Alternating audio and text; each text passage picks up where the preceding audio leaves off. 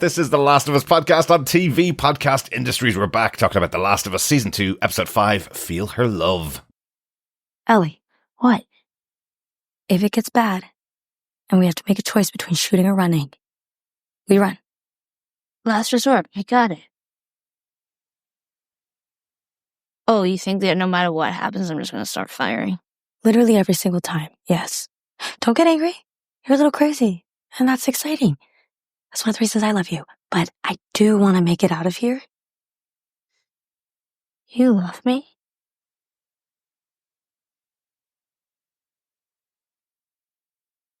I know.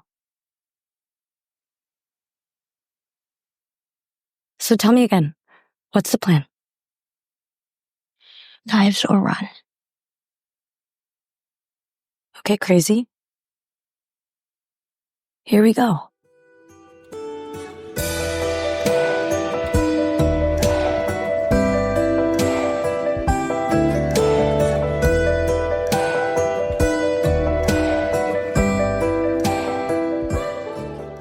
Welcome back, fellow survivors, to the 5th episode of Season 2 of The Last of Us, Feel Her Love. I am one of your hosts on TV Podcast Industries, Derek. Hello there, fellow survivors. Yes, I am your other host for this episode, John.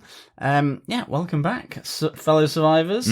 Fellow whistlers, if there's a few scarry Seraphites out there, as well as, of course, the usual fun guys. Yes.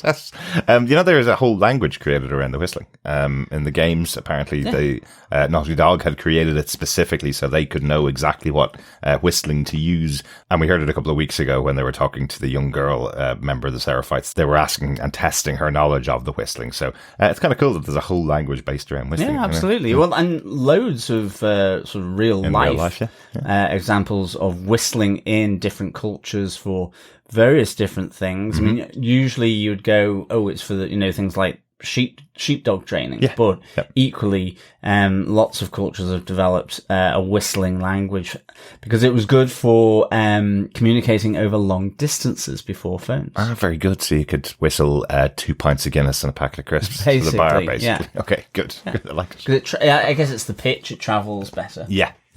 Very good. But yes, I just remember from the games being absolutely terrifying every time you walked into an area that looked completely open and then heard the whistling and oh no, we're going to be going up against the Seraphites. And same situation here in this episode, isn't it? Definitely. Yeah. But we are going to get into our spoiler-filled discussion about The Last of Us Season 2, Episode 5. If you'd like to send any thoughts on any of the episodes this season, you can email us to feedback@tvpodcastindustries.com. Just 2 episodes left, so we do want to hear your thoughts before the season is out. But we also will be continuing the second season of our World's End pub quiz later on in the episode. We've been giving out a question on each podcast that we've covered throughout the season so far. Just 2 questions left as well. At the end of the season, you just need to email us with all the correct answers to feedback@tvpodcastindustries.com, and you could be in with a chance of getting your hands on The Last of Us Part 2 for PlayStation or for PC, or you could get a €50 Amazon voucher, whichever makes sense for you. Yeah. If you played the game, then you don't need the game again, right? So... Well, that's true. So remember to send in your answers at the end of the series when you have all 7 questions, and you can come on in with your 7 correct answers to go into our e-tombola. That's it. AKA Google. Yep. You got the 5th question later on in the episode. And if you missed any questions so far, pop on over to our website at tvpodcastindustries.com, and the questions are all up there in the pub quiz section. Yes. But let us get into our spoiler-filled discussion of The Last of Us Season 2, Episode 5, Feel Her Love. Derek, who gave us what, when, where, and how? Well, of course, this is based on the 2020 PlayStation game The Last of Us Part 2 by Neil Druckmann, Hayley Gross, and from game publisher Naughty Dog. This show is written and executive produced by Craig Mazin and Neil Druckmann, and this episode, once again, written for television by Craig Mazin. I'm reliably informed that the next 2 episodes do have additional writing credits, so I haven't been wasting my time having a writing credit in there. I could have just said all episodes written, but no, there are other writers in the next 2 episodes, John. Okay, excellent. Which is good to know, yeah. This episode is directed by Stephen Williams. He was a regular director on Lost with over 25 episodes of Lost directed by him in every single season of the show as well. He also directed shows like Person of Interest, The Walking Dead, and Westworld. Yeah. We've discussed him before here on TV Podcast Industry because he did direct 2 episodes of the excellent HBO's Watchmen series. He did episode 3 and episode 6 of that show. Great stuff, So yeah, really, really good director with lots of great credentials, and an excellent episode here for The Last of Us too. Yep, definitely. And seemingly likes to get involved with Jonathan Nolan with Person of Interest and Westworld. Mm-hmm. Yeah. I would say, judging by that. But yeah, good stuff. Well, I have to say, really enjoyed this episode. Absolutely. John, do you want to tell us what they gave us with your synopsis for Season 2, Episode 5, Feel Her Love? Sure. Dina makes a plan to safely get to the Lakehill Hospital to find Abby's ally, Nora. The route is more dangerous than they expected, though, as they are surrounded by multiple intelligent infected stalkers. Luckily, Jesse found their plans at the theatre, and he gets there in time to save them. But as they leave, they are chased down by WLF members and hide out in a local park. Unfortunately, the park is overrun by Seraphites, who capture and ritually kill another member of the WLF. The Seraphites injure Dina with an arrow to the leg, so Ellie finds a way to distract them while Jesse gets her to safety. After escaping the Seraphites, Ellie makes her own way into the Lakehill Hospital without support and locates Nora. She makes a run for it to escape Ellie, ending up down a dead end. Nora must escape to the basement level 2, an area of the hospital closed off after cordyceps became airborne. Ellie catches up to her and has her cornered, but Nora, now infected, refuses to give up any information on Abby's location, and learns that not only is Ellie immune, she knows exactly what Joel did. But Ellie isn't willing to give up and brutally uses a metal bar on Nora's legs, hoping to find a clue to Abby's location before the cordyceps infection takes over Nora's body for good.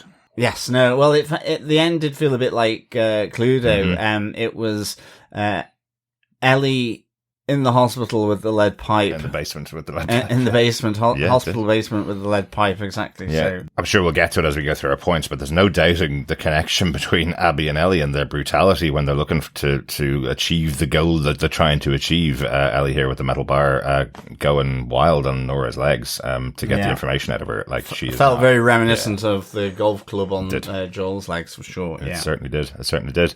But let's get into our discussion points for the episode, our top moments from the episode. We're going to start out where we always start with point 1, Spores in the hospital. Our prelude scene before the credits roll, where we have Officer Park giving an explanation of what happened to some, we think, Fedra agents in the hospital. Now, we're a little bit confused because there's no time given here as to how long they've been in the hospital, and it's very difficult to tell whether this is 10 years ago, 15 years ago, but it looks like this is Hanrahan who met up with Isaac at the start of last week's episode, and that was 18 years beforehand, and Hanrahan is here questioning Park on what happened to the agents that were in her care. The timeline is a little unclear here, and it does feel absolutely intentional that it is unclear as to whether it is in the present and has just happened. And so when we see Ellie and Nora in the hospital, that's a recent thing, that the basement has been sealed off, or there is the conversation about this was where some of the first patients were delivered in the basement. So, it could have been a while ago. It's also, I think that, we don't see Hanrahan intercut with Ellie and Dina here in Seattle. So actually you get the opening credits and then you get Seattle Day 2. Exactly. So my kind of inference was that wasn't Seattle Day 2, but Seattle before Ellie and Dina had arrived. Yeah. But a while before. It may have even just been a year or two. If you think about the timeline with Abby and her group, that was a 5-year period, so it could even have been around then. So the timeline is a little unclear here, and the only reason I say that, I guess, is because to my mind, I'm still there wondering if Hanrahan is this disciple, this prophet that the Seraphites look up to. They have that proclamation of feel her love. And we do see a mural here where that proclamation is there with the drawing of the woman. And that there's a sense of Hanrahan to that painting, that mural on the wall, for me at least. But again, could be all wrong. It might be just conjecture, but I think Hanrahan is really interesting, and I like this opening, you know? Yeah, and it's interesting, the first time I watched it, I went, oh, well, that's absolutely proof there. This is Hanrahan a couple of weeks maybe, or a couple of days before Ellie and Dina get to the hospital. And when I watched it the second time, I was going, there's nothing in the conversation here that says this was recent, between Hanrahan and Park here. This could have been 10 years ago, could have been 15 years ago, could have been 1 year ago. There's really nothing there, but it makes it feel like it could be a contemporary situation, even though it's not. What's happened here is that, they're trying to clear out the hospital. So if we knew how long they'd held the hospital, maybe it would be something, but, the whole process is talked through. Park says they went there, they cleared out all the top floors, no problem at all, and then they started going down through the basement. The first level of the basement had nothing in it, and then below that, in the basement below, she hears over the radio from what we find out is her son that the cordyceps are growing all across the walls, all across the ceiling, and they're also airborne now, which is a big change from what we've heard of the cordyceps in the TV show right away from the previous season. In the show, the cordyceps have always been pictured differently than they were in the game. They crawl along the ground and they form this mycelial network that we've talked about multiple times. But in the game, you'd walk into a room and you'd see the spores in the air. Exactly. Know? And the infection has been passed through biting.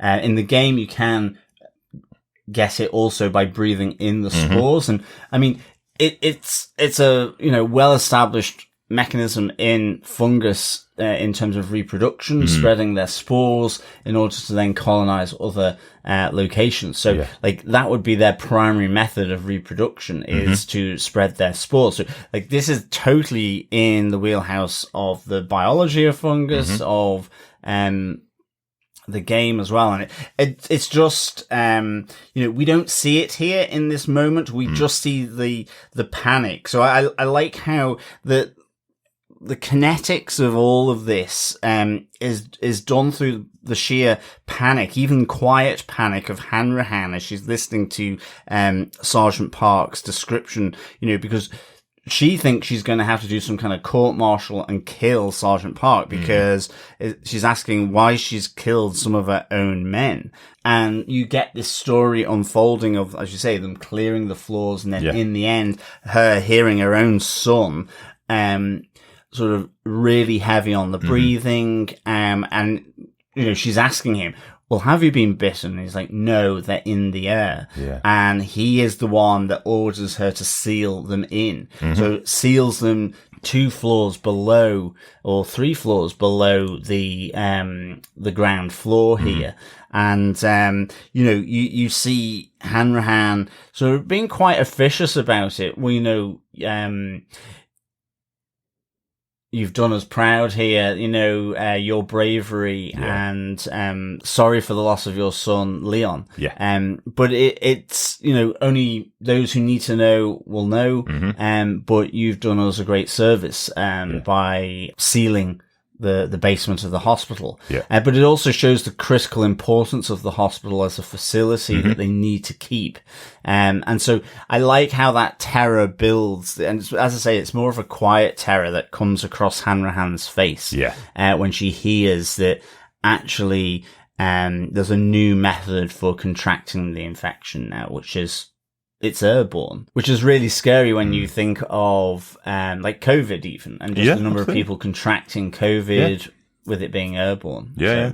Absolutely. And I think, something that you probably see more in the game, about this is it's in the dark places, it's in the wet places, it's in the underground places that you go into. So those scary rooms that you have in horror movies, basically, you walk into one of those rooms, you see the spores in the air in front of you, and you need to get your mask on quickly or else you could be overtaken by the infection. So that's quite cool. You're right. Hanrahan does play that really well. The first time she reacts, where something's going on is when she hears the name Leon from Officer Park, and she knows that's her son. So the minute she hears the name Leon, she goes, oh, something really bad must have happened here. So a really interesting conversation to open the episode. I love these moments to kind of set up and establish each of the episodes all the way through the last. It's a really good little exchange. I mean, even just where she picks up, Hanrahan picks up one of the cigarettes, the rolled cigarettes. Yeah, that's just after she mentions Leon being involved. Hanrahan just goes, oh God, and then picks up a cigarette knowing this is going to be a bad conversation. Yeah. Maybe that's the only thing that's in the scene that could be placing this a long time ago. The fact they still have rolled cigarettes right there. It's unlikely they're going to have that many of those still 20 years on into the apocalypse. I don't know who would be running the tobacco fields at this stage. Unless you found a way to harness the infected. The cigarettes don't last 20 years. No, I don't think. Well, it would be pretty grim. Pretty grim. Yeah, pretty grim. But that's the opening scene. Let's move on to point number 2. I've just called this exploring the theater, but there's so much more going on here.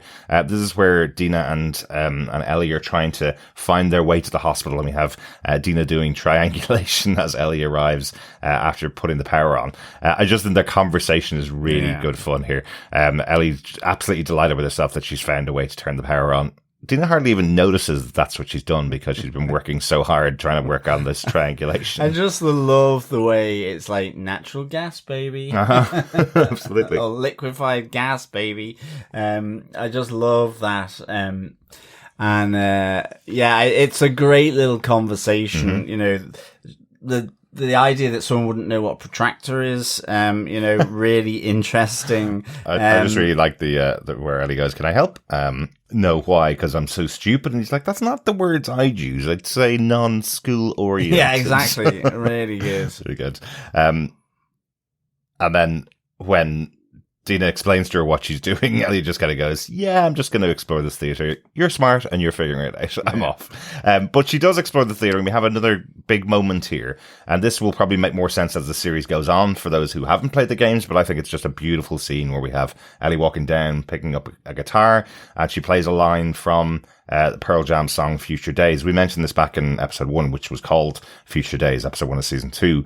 She plays the line saying, if I ever were to leave you, and then stops and can't play any more of it because she's kind of overcome with the connection of that song between, we'll say herself and Joel. We know that Joel taught her how to play guitar, so there is that connection between her and Joel. Yeah, and that's it. I mean, guitars are hugely important in the life of Ellie because, as you say, of what Joel did. But I kind of like how she starts playing, starts to sing along, but just stops like that because, it's one of those moments where we've seen her have that flashback of Abby just, with the sharp end of the golf club. Yeah. And to me, it felt like one of those moments, but this time we just don't see it. But we know that she's having that flashback to that loss. Yeah, maybe not that exact scene, but she's experiencing that flashback. We just don't get to see it. It's like that intimate moment, which is what this is for Ellie. Yeah. And I just thought that was played really, really nicely by Bella Ramsey here in this moment, and just how it was captured. I just thought it was really nice. Yeah. And then that moment's kind of broken because Dina comes in to say that she's managed to plot a way through that can get them to Lakehill Hospital. Yeah. And again, I kind of like this conversation where, she's like, they're patrolling here and she's drawing it overlaid on the map, but there's this gap in their patrols, and there's a huge building that they're not patrolling. Yeah. And she's like, Ellie's like, that big ass thingy. Yeah. What is it? And why are they not patrolling it? But I like how the logic of Dina and Ellie work together. Absolutely. Because Ellie is, in a sense, is very good at the combat, the tactical on-field stuff. So is Dina, but she's also really good then at the strategy and the planning side of it. And I think the two of them work really, really well. And then, the logic dictates is, well, they're probably keeping a wide berth of it because in a sense it's already protecting that part that they're not protecting because it's filled more than likely with infected. They just don't know quite the infected that's in there. They know they're going to find something, they just don't know what. Yeah, but they have guessed that it's very likely there are infected inside. And that's the reason why it's all being kept clear. And you kind of hear them going, well, we're going to make a stupid decision. Reckless. It's going to be pretty reckless. There's something else that I also really like about this conversation where we have Dina explaining the reason why she knows so much about the wolves is that they cannot keep off their walkie-talkies. They keep explaining everything that's going on, where everybody is. She even knows what location Nora is in. She knows she's on the first floor upstairs. She's like, how would you possibly know something like that? Well, just they keep talking to each other all the time. And they infer from this more about the Seraphites. And this is I think this is a really good way of getting all that information out about these two factions. You have the Seraphites, who are effectively like Mormons. They are a religious cult, kind of, and they also don't depend on the technologies of today. And you have the wolves, who have all the technology that was left behind by Fedra. So the two different factions there are working very differently in the environment. So I love that they've inferred this just from listening in to the wolves and what they're saying. She says it's like they know no one's listening. Exactly. So they're just very open about their communications. Yeah. And she says, and they didn't even care that we stole their walkie-talkie because she knows the Seraphites probably, if they did get their hands on a walkie-talkie, they would smash it because they don't deal with anything to do with technology. Exactly. So I love how it's all inferred, and it's some extra layers on each of these factions without having to overly explain it all. Nobody gets a handbook and nobody is telling them exactly what's happening. They're learning it for themselves through these investigations, I suppose. Yeah, exactly. But they do decide to head towards the warehouse, even though, Ellie says, well, if we leave now, it's going to be dark before we get there, which is, a reckless move. And it's like, well, let's be reckless. Let's go and do it. That's what they needed, But on the way, then they see this other massacre of Seraphites here above this mural that we mentioned before, where it's like you have the mural of their prophet saying, feel her love, and underneath, feel this bitch, effectively. And there's a group of dead Seraphites. Executed Seraphites underneath. This is a message that they're leaving for all the other Seraphites in the city. This is an ongoing war. We heard that last week in the episode. There's a war going on between these two factions. No one particularly has the upper hand. You would expect that the wolves would have the upper hand because they have technology, but it seems like the Seraphites are also taking ownership of areas and killing and murdering all the way through them. So this is another moment where the wolves have executed them to leave a message to the rest of the Seraphites. Yeah, and it kind of freaks Ellie out because she starts going, we shouldn't have come. You're pregnant, effectively. This is really silly that we've actually taken this decision and this risk. But in the end, this kind of steels Dina to say, in a sense, like she brings it back to her first kill story, and she goes, we've all got one of these, but in a sense, they don't matter anymore. What matters is here and now. Yeah. And if I die, it will be on me. It's not your fault. I'm here for you. Helping you helping me now, irrespective of what our, first kill story is, I kind of liked how that sort of worked between the two of them as well. I did, and I'm a big fan of zombie shows and zombie movies and games and everything. Obviously, this is why I love The Last of Us and why I love The Walking Dead, and it was something that I always found a bit of a shame when they moved on from people telling the stories of how they got to this point in their lives. We're 20 years into the apocalypse here. We know that everybody has lost someone in the past. We mentioned it before, actually, about Dina, not knowing that this was coming up. We mentioned that she'd kind of latched on to Joel as a as another family member for her. She's gone through this experience of losing Joel. We learn about that in this episode. Yeah. She is just as angry as Ellie is. Ellie, obviously, we know the relationship that they had, but we see a lot of Dina's anger coming out here. She wants to do this because she's angered by what they did to Joel. And no matter what he did, he didn't deserve what they put him through. And exactly. It's actually, I mean, it's a strange kind of sort of mixing of justice and vengeance, because in her first kill story, she's like, if things were different and I hadn't been there when he had done what he had done to my mother and sister, and maybe he had killed me, or if I came back too late and he still wasn't there and I didn't surprise him, and then surprise him even more when I actually put a bullet in his belly, and he had escaped, then I would be tracking him down until I had found him to kill him. So, and like, that's the kind of link to what Ellie is doing, but it's also to say that it's a justice thing, even though it might come across as vengeance. Yeah.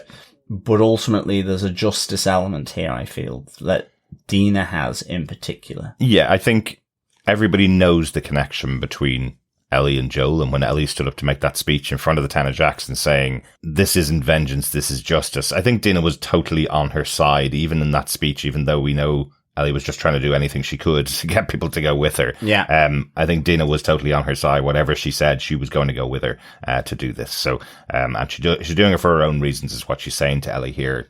You can't send me home, or if you want me to go home because it's causing problems, I'll go home.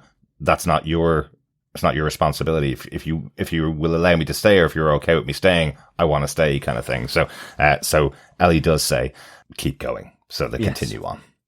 Exactly. Before we finish this at this point, I do want to kind of comment on the theatre itself and the scene. The theatre was filmed in Vancouver. The whole most of the show is filmed in Vancouver in Canada, and this is a real theatre that they used and mocked it up to look like the game. They've used a bit of CGI and they've used a bit of set design to make it look like the theatre in the game, and it's a place where you spend a lot of time in the game. I remember coming back to it quite a few times, and you explore it quite a lot. It really felt exactly like the theatre. It's like there was I think when we watched it first, I went, did they just 3D print the whole thing in real life? Because that's what it looks like. It looks different. It's not exactly the same, but they've done such a great job making it feel like the location that you spend a lot of time in.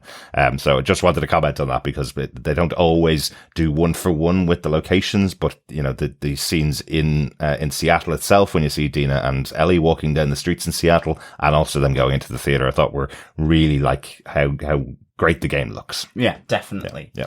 But I think on to point number 3, it's stalkers in the factory. So we have the stalker infected here, the intelligent ones. Again, this whole scene is really, really well done. Just how they make their way through the warehouse, sneaking their way through. I like that there's then this whole thing from Dina, shooting is last resort. We run before we shoot. What's the plan again? I like there's a little talk of that she goes, I like that little bit of craziness in you, you're a little crazy, a little bit of danger, Yep. But I just kind of love how as they move their way through, it gets more sort of suspicious in a sense and awkward for them. It's like, okay, we're expecting to see infected here. Yeah. It's like, Dina says, well, good news is nothing's come bursting through that open door after us getting into the warehouse. Now, it might do. Let's go and check it out. Yeah. They're moving along. There's no clicking. They were rationalizing it would be a few sort of stray clickers or infected, but that they've taken out before, so there's no real issue. And I like that it starts to be more precarious as they walk through, that feeling of like, well, hang on, I didn't think we were going to get this far without seeing something. Exactly. And then like they just say, why was that door open in the first place? Yeah. Yeah. And then it's kind of like, can you hear anything? And they stop, and then it's like, no, nothing there. So they keep on going. And then Ellie sees, a torso of a dead human on the floor. and then they see one of the stalker infected that jumps down, and this is the first time that Dina's seen that, and she's like, "Did you see that? What's that doing?" And you have the explanation about the supermarket from Ellie, but then I love then as they lift their head up, there's two there, and it's like, you know, they've just made this plan. That well, they're sneaky, they're intelligent.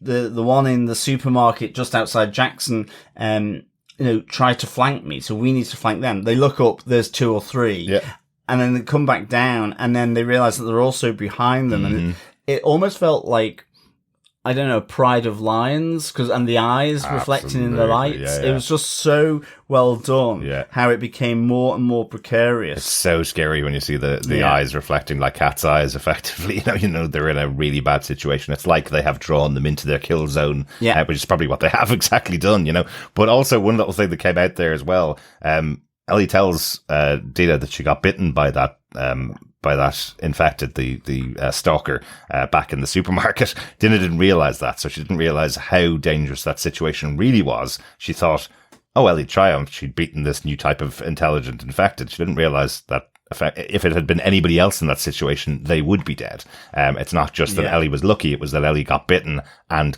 isn't infectable, effectively. So I just really liked that moment when she's going, you know, they're sneaky, they're going to chase it down. Whichever one it goes after, the other one sneak up and kill it. It did bite me last time, which just amps up the tension. And then you see there's more and more and more of them. And I think it's really good because you see that spooked look in Dina's expression as she's realizing the situation.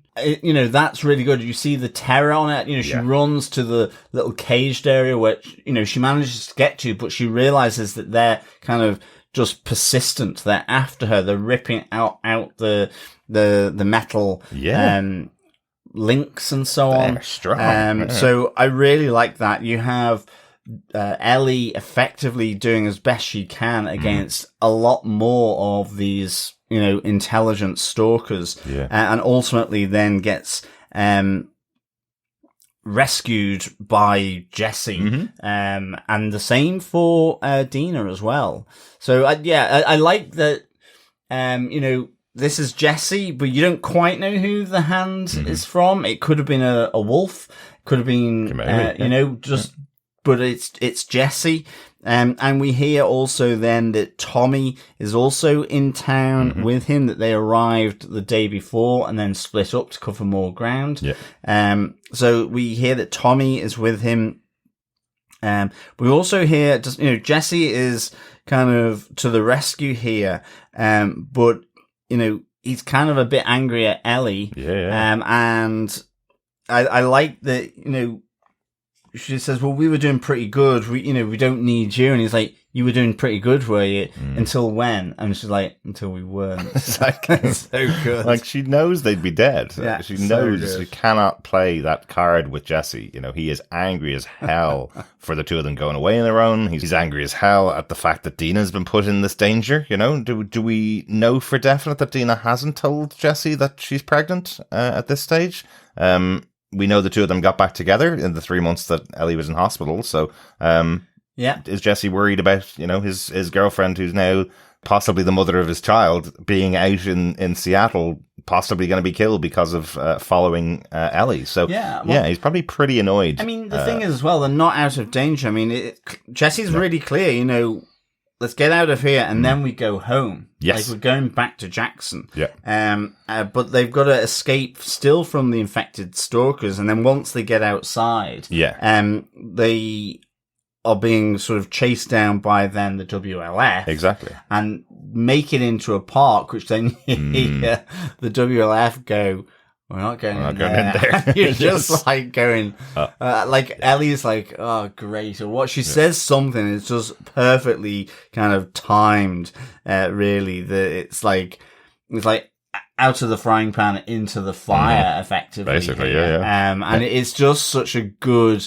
kind of aspect to it because it is this factionalized war between Seraphites and wolves, but equally there's this base layer of like the fungal apocalypse. Exactly.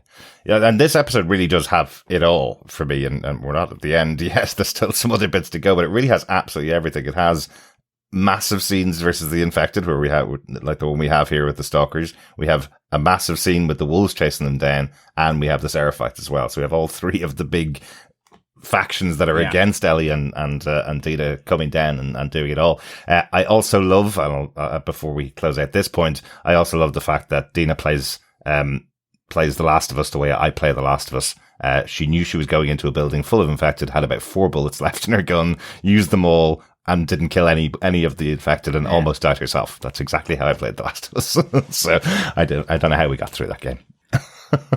Well, thankfully, because Jesse came in and saved us. No, it's not real, and we could die and respawn. Yes, and get more lots of respawn and get more bullets next time. Indeed.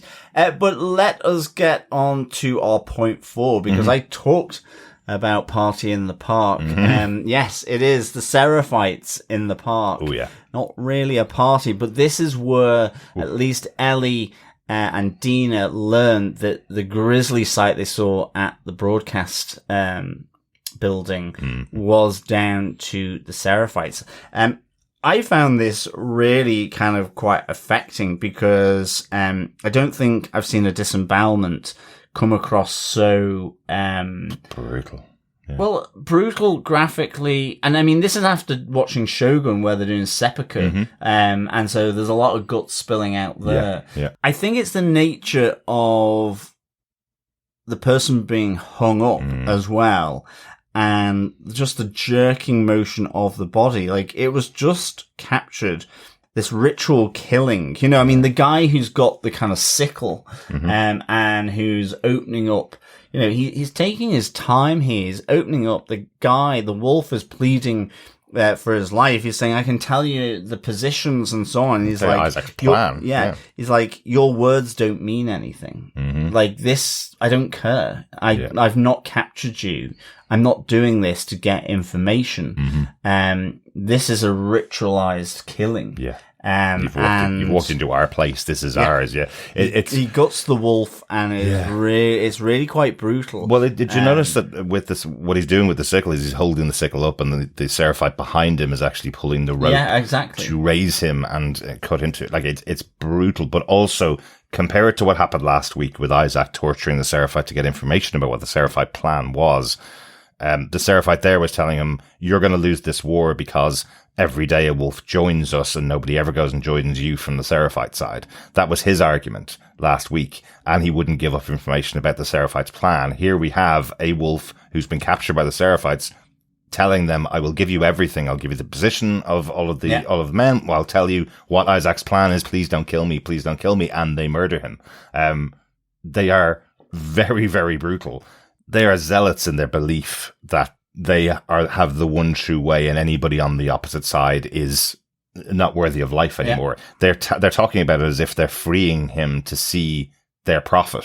You know, they are absolutely brutal and a very scary sect of this society after the apocalypse, really. Yeah. And as I said, you know, right at the start, the whistling of the Seraphites to guide their people around in the darkness in this park in the game, that is really terrifying. I love how it's laid out in here. We hear them whistle just before that arrow lands in Dina's leg, and then they start whistling to indicate that there are people in the park that need to be gotten. And then the Seraphites are now on the trail of Dina and Jesse and Ellie as well. Yeah, I mean, actually, just like Ellie's expression when she sees the gutting, and then suddenly the Seraphites are aware that they're there and are being watched, and you have Ellie effectively drawing them away from Jesse and Dina, because she's gotten an arrow in the leg. But there's a great moment as well where the arrows are flying round, and there's one with a crossbow fires, and you see it whistling. You see Ellie ducking, you know, to avoid it, and it's just really well done. That's so cool.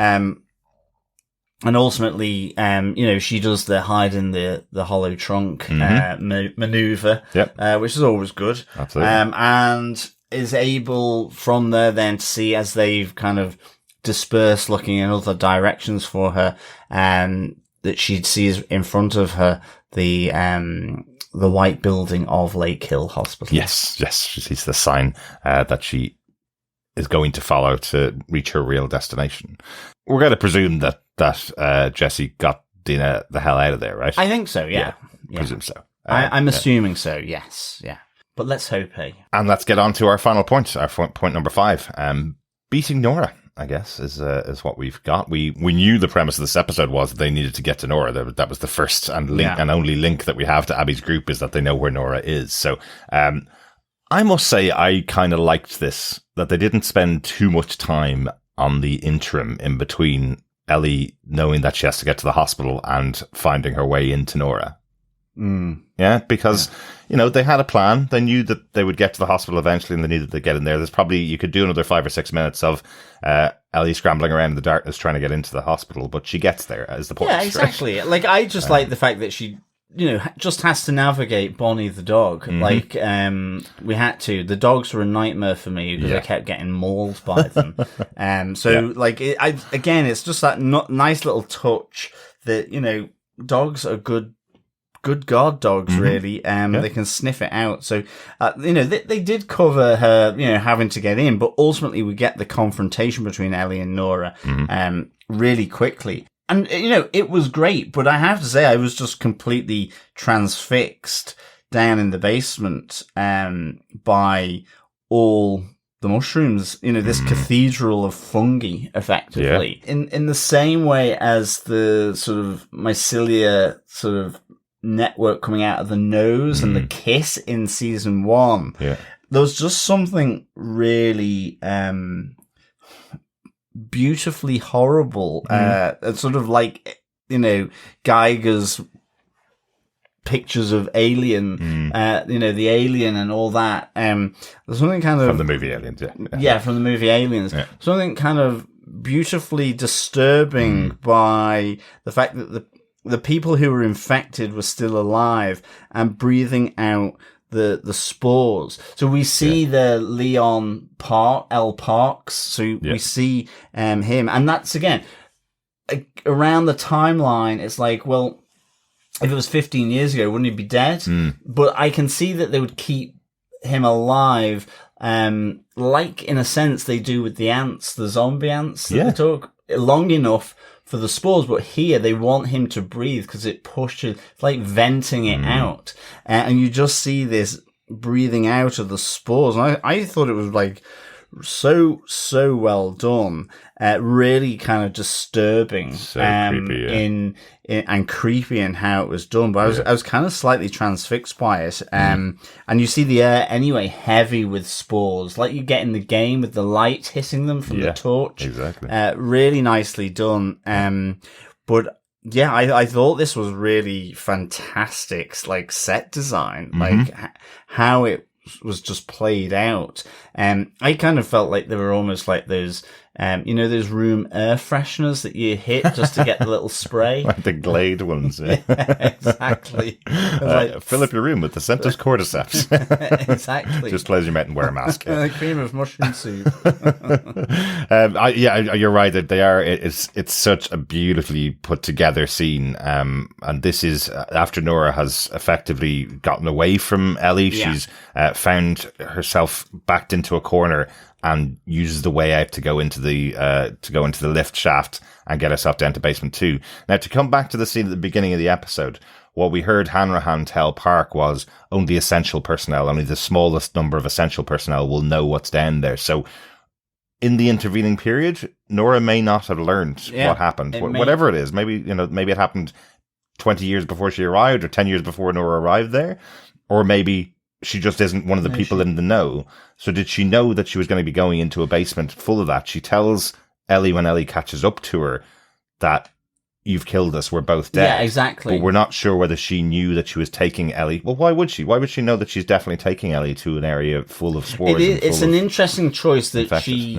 whether she was expecting to go down in that lift shaft rather than actually going up, because you see it kind of... the cable run through and it takes her down. Yeah. Maybe she was looking to climb up. Could have, and make her way up rather than down, but she ends off falling down the lift shaft. Yeah.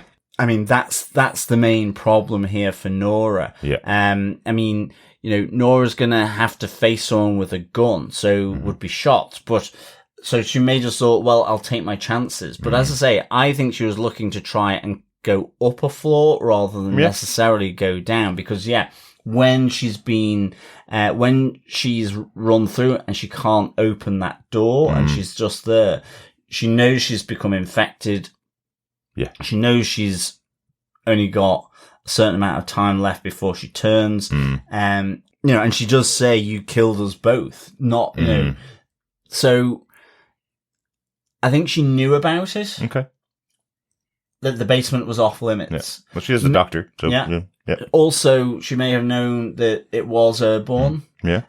Because, again, if it's in this one area, it might be in other areas. So a bit like with the infected stalkers, that they know about certain areas where it's kind of, you keep that wide berth, really. Yeah, I think the story is that you don't go down there because that's where the original infected from 2003 were put by the original hospital. The original doctors put all of the infected down on basement 1. So maybe they've just maintained that story saying don't go down there.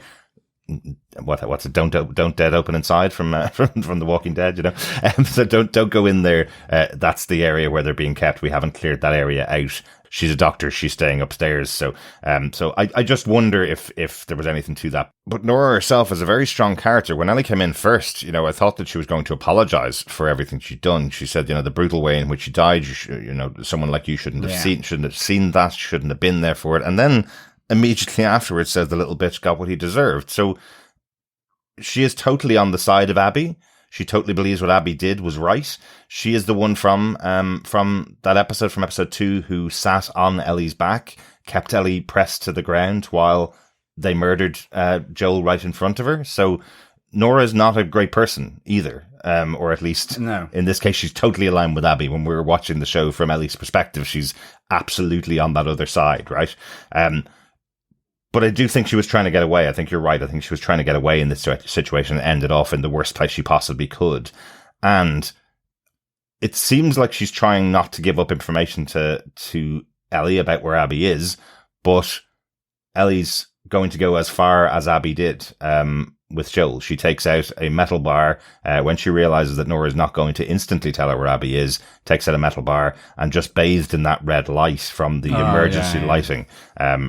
It just takes that metal bar and starts breaking Nora's legs. Great atmosphere to have the red light, the whole scene bathed in that red emergency lighting. It was really good. And again, it's just that atmosphere between these two characters, like you say, Ellie effectively reflecting what Abby did at the ski resort.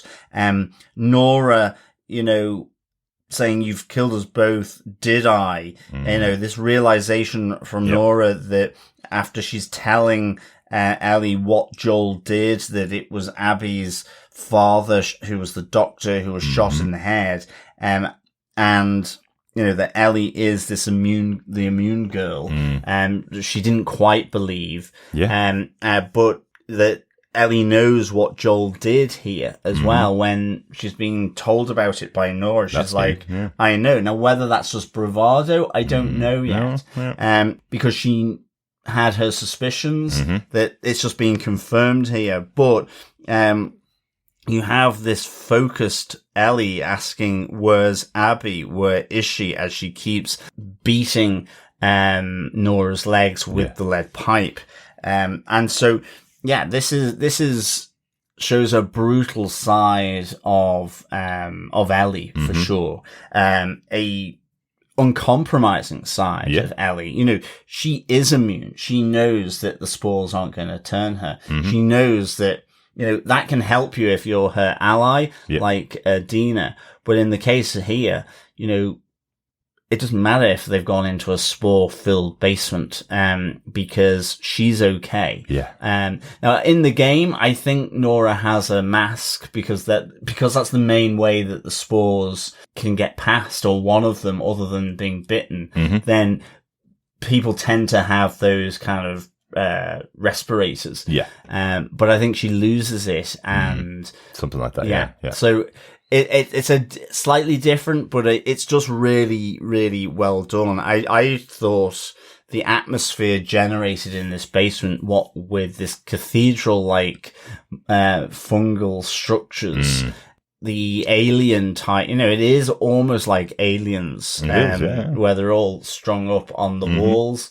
I'm certain they took some inspiration for this scene. I'm sure they did. And just breathing out spores, and then sort of the brutality of Ellie on Nora. It's just, it's brutal, but it's such a great sequence through. It is. And I suppose as the episodes go on, it's really interesting that some of the things that you may think are big reveals are just going by. We're not waiting for a confrontation with Abby where Abby tells Ellie that Joel's the one that shot my dad in the head. Of course I was going to go out and track him down. Like, that's what I expected, certainly in the original story. Having it being told by another character here, and Ellie's response to it being, well, I know that. I'm here to kill you, basically. I'm here to kill you, and I'm here to kill Abby, and I'm here to kill everybody else that was involved. That's a big twist on what I thought was going to be the big moment when Ellie eventually gets to Abby and finds out that Joel wasn't as good as she thought he was. Well, no, she knew exactly who Joel was, and she's here to take revenge on the people that did it to him, that killed him. Yeah, so, exactly. Yeah. And speaking of Joel, the episode ends with Ellie waking up on a beautiful day with birdsong outside the window, and Joel arriving saying, "Hey, kiddo." Yeah, it's all very Disney that moment. It is. Is that what really happened, and all that stuff beforehand hasn't happened? Just a perfect, happy day? No, I don't think so. But it's interesting. Nice they kind of have that sort of moment at the end. I guess it's, well done, kiddo. One down. Maybe. I don't know. To me, it was just really to show the contrast between where Ellie was with Joel and where she is now, bathed in the red light and smashing in the legs of Nora, So we'll see. Hopefully Pedro Pascal back for... Well, Nora's not going to go exploring anymore. No, she will not. No. Yeah, I don't think she's going very far now. We'll see how that plays out next week on next week's episode. But that's it for our points for the episode. Any notes from yourself, John? No, I've got no notes. Derek, what about yourself? A couple of quick notes. Not only did we get that moment of Ellie playing the Pearl Jam song Future Days early on in the episode closes with Present Tense by Pearl Jam as well. Just wanted to mention it because Pearl Jam have also released a Last of Us EP this week of all the songs of theirs that have featured on the show. I think it's 4 or 5 songs. So, excellent. Hey, we love Pearl Jam here. Absolutely. So kind of cool to have this connection directly with The Last of Us as well. Yeah, absolutely. And I also wanted to mention the actress who played Nora so excellently in this episode, Tati Gabrielle, was also in the Uncharted movie with Tom Holland, which was based on a Naughty Dog game, and also starred Mark Wahlberg, who ruined it.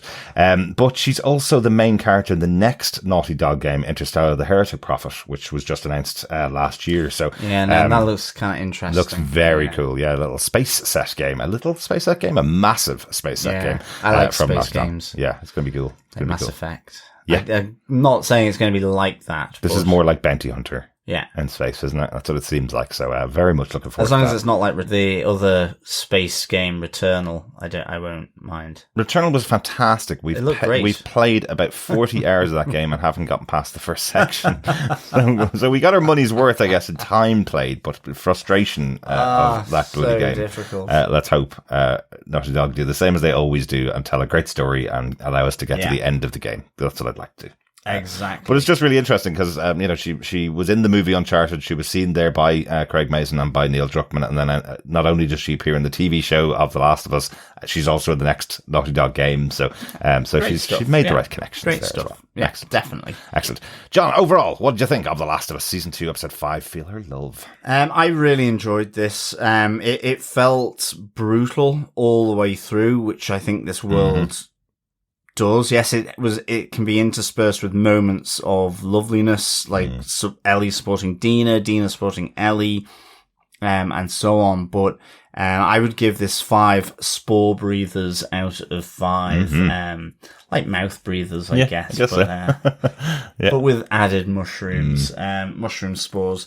I love the opening with Hanrahan and Sergeant Park. I think that really set up actually the end bit where Ellie is chasing after Nora to get, her first revenge kill, essentially. And I just thought the whole sequence was sort of eerily and disturbingly beautiful, with the fungus sort of cathedral-like structures, the humans caught within those structures, breathing out spores, and sort of that terrifying play that you see from Hanrahan at the start around that. Really good. As you have the return of the infected stalkers, again, really terrifying proposition, and you have the Seraphites, a terrifying proposition. So all this stuff shows, Seattle is hugely, hugely dangerous. I'm really glad to see Jesse sort of come in to the rescue. That's like in the games, and I hope we do get to see him and Dina in the next episode, and how that plays out. Again, we know Tommy is now in Seattle, but I just think there's moments of, I guess the brutality of this world is captured so well, yet the remaining humanity is there as well, or not, depending on how it goes. I'm still there with my theory that Hanrahan is just the prophet of the Seraphites, just that mural. Don't know, I thought it caught something of Hanrahan's features. So I'm really looking forward to, there's only 2 episodes left. I'm really looking forward to the last 2 episodes here. So for me, 5 spore breathers out of 5. Fantastic. Yeah, I'd be about the same with you. It's just an exceptional series, and this episode particularly was really, really good. Again, I loved going through Seattle and seeing all of the different threats that are in this world. And even if it wasn't for this mission that they're on to wreak revenge on the death of Joel, can you imagine living in this world? And this is what you would pass through if you went through Seattle. You have the Seraphites, the infected, and the wolves as well, all around you at all times. This world is terrifying to live in, even if you're not on a revenge mission.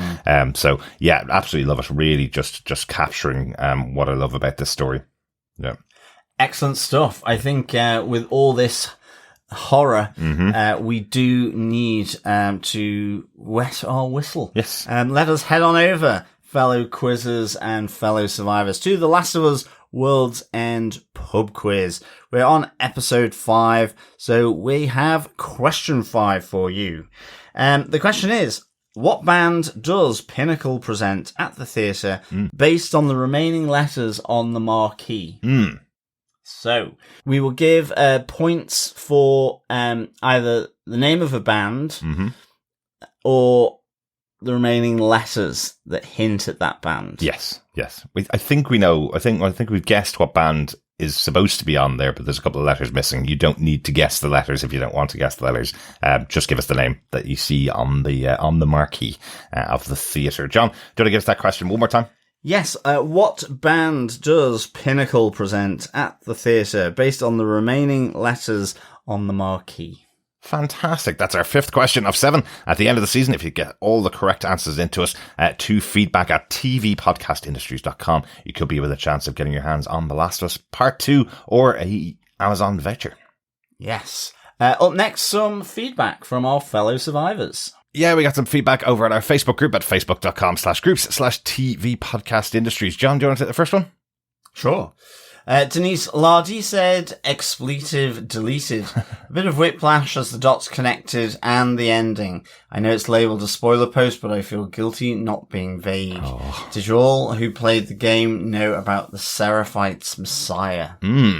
Thanks, Denise. Yeah, it's a bit of a surprise seeing Pedro Pascal back in that ending, and obviously, I'm not too sure which one is the biggest spoiler at the end of the episode. But yeah, Ellie going pretty wild with the iron bars. Also, I guess, pretty spoilery as well. I don't think people were expecting her to go that brutal on Nora to get the information of where Abby is at the end of the episode. But yeah, a bit of a surprise to have a big bright moment right at the end of the episode. Maybe that's the one that's more spoilery. But don't worry about it. In the spoiler posts, all you need to do is just mark a little space if you do want to talk about something spoilery. Most people don't go into them if they haven't seen the episode. Yeah. But what do you think, John? Which do you think is the bigger shock at the end of the episode? Ellie's reaction or... What's the Seraphites Messiah? We'll talk about that in a second. Oh, okay. Ellie's reaction or the return of Pedro Pascal at a bright summery moment? No, I think it's Ellie. I think that's the more shocking thing. I think the other is clearly another time, a flashback. So, you know, for me, that's kind of looking back, which is fine. Yeah. But it's how Ellie has taken on Abby's mantra, you know, and it's a reflection of Abby here on Nora, equally as violent and unforgiving. So, that was the bigger shock, I think. Yeah, I think also with Nora believing that Abby was right in what she did in the way that she said that to Ellie about, he got what he deserved, basically. I think Ellie's probably going to go pretty wild, and Nora as well. As for us who played the games, do we know about the Seraphites Messiah? It's talked about in the games. There is the idea that there is the savior, the person that gave the Seraphites their guidance and who they follow. Is there a Messiah in the game? Not really. And I don't think there is in the show either. They're just talking about the person that set it all up. I presume they're meaning the prophet. I mean, they've called it prophet. Yes. But yeah, it's more Messiah. I mean, I think the thing is, for me, with the game, it's like, it depends what you pick up. And I don't necessarily think I had the full backstory of Seraphites. I was too busy trying to avoid being hit by their arrows to get through a particular location. But obviously you have their village as well. But even then, you're kind of sneaking all the way through it and so on. So sometimes those things get a bit lost because the thing you're focusing on is what's my route through this zone without getting killed again for the fourth time. And you pick up notes and you get to read things that fill in some of the backstory, and sometimes you don't read the right notes, so sometimes you don't get all the backstory as well. Or you don't read the notes. I mean, I collected notes but didn't necessarily read them all. Others you get from snippets of the conversations being had as you're hidden. So, I mean, it's kind of... It's a bit more potluck, I think, sometimes in the game as to what you get, unless it's absolutely, on a plate. Yeah, but also, I'd say with the TV show, they're really focusing in on certain things you need to know. Like, for example, when they're sacrificing this wolf in this episode, when all the Seraphites are standing around, it does feel like they're delivering him to heaven or whatever it is, to the afterlife, where they're saying he will now feel her love. It's almost like they all have this belief that even though they're brutally killing this guy, that he'll be in a better place afterwards, and he's going to their savior, just like their savior died. It's something like that. But there's loads more backstory, and I think the show will probably give a much more condensed version of that than the game would over the course of its 40 or so hours that you could play and read all of these notes. But we were aware that the Seraphites had a leader or a savior that they were taking instruction from, and that savior was gone. Yeah, exactly. Good stuff. Thanks, Denise. Absolutely. Thanks, Denise. And another piece of feedback came in from Corey Garron, who says, maybe I'm being a bit nitpicky, but I preferred Nora falling through the floor as opposed to purposely going down the elevator to basement 2. But I guess she might not have known exactly why it was sealed off. You'd think they'd have sealed off the elevator doors, though, too, even if the elevator was stuck between floors. What did they have sealed off? Was it the stairways? Thanks, Corey. They sealed off the stairways. They make a comment that the reason why they haven't sealed off the elevators is because they are stuck between floors. But actually, I know what you're talking about when she falls through the floor in the game, but if you noticed when she got into the elevator, it looks like she's actually just trying to use the elevator shaft. I think you mentioned this, John, when we were talking it through, and the elevator itself falls from beneath her. So it's a similar effect. Yeah, it does push her down to basement 2. I don't think she's actually intending to go there. She's just backed into a corner and using the shaft to get out. Agreed. But the explanation I was doing with the whole elevator shaft and the elevator carriage was basically the same as Corey. Like, no one would go down there if they knew what was in store for them. No one would choose to do that. And she knew what was down there. Maybe not the whole thing, but she knew that she was being infected. As she sat there, she says to Ellie, "You've killed us both," not knowing that she's immune. See, I took that as her saying, because Ellie pushed her to that situation, Ellie's responsible for getting them both infected. Not that Nora knew that she was going to be getting infected by going down there. But again, that's maybe a bit pedantic. She seems to know, and I think it is the question: if you're faced with going down there. And not, even though you know Ellie's behind you with a gun, but you also know that you've just ran past people telling them, shoot her, that you wouldn't choose to go down there. So I think she was trying to escape upwards, and it became unstable and fell down, bringing her down. But I think it would have been clearer and cleaner. I do get what Corey is saying here, that actually her falling through a floor that has been rotting for X number of years, although it's probably concrete, so again, it might not be. But, that just would have made that she didn't have a choice in the matter. And I think this is what happened. I think she tried to get through the elevator shaft and the elevator fell down from underneath her. So I think it's actually accomplishing the same thing. But to your point, because the floor is probably concrete in this hospital, falling through a wooden floor probably isn't the situation that would have happened here. So trying to make it a little bit more realistic.